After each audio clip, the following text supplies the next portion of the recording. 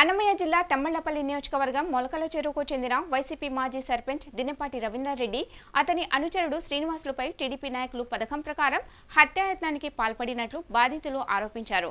మొలకల చెరువులోని ఓ గదిలో దోసకాయ పంట సాగు బయట ప్రాంతాలకు తరలించి విక్రయించే విషయమై వ్యాపారులతో చర్చించుకుంటూ ఉండగా ఒక్కసారిగా టీడీపీ నాయకులు మూకుమ్మడిగా దాడి చేశారన్నారు. కొట్టి చంపడానికి ప్రయత్నించడంతో తప్పించుకొని వచ్చేసినట్లు బాధితుడు మొలకల చెరువు పోలీసులకు ఫిర్యాదు చేసినట్లు తెలిపారు.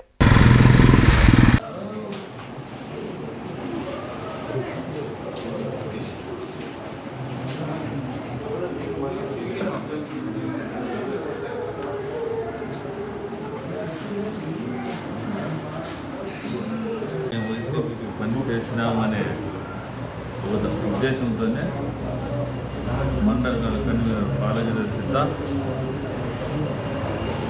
Jayachandra Reddy, car driver Shiva, Reddappa and Lakshmi Reddy కొడుకు రాజు అండ్ అదర్స్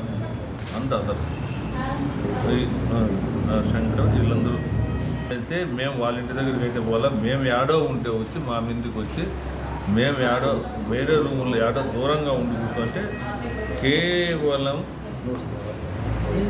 వైసీపీకి పని చేసినాము అనేది ఒకటి తప్పదు. ఇంక వేరే వాళ్ళకు మాకు ఎటువంటి ఇంతవరకు కూడా గతంలో కూడా ఎటువంటి కక్షలు లేవు.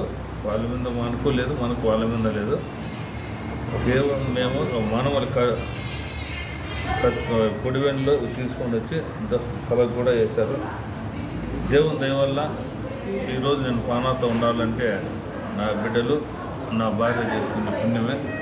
నేను తప్పించుకొని రూమ్లో నుంచి బయట వచ్చేసాను. మేము రూమ్లో కూర్చొని ఉంటే మా మీద వచ్చి దాడి చేశారు. ఈరోజు నేను దేవుని దయ వల్ల తప్పించుకొని వచ్చేసాను. మాతో పాటు సీను ఉన్నాడు,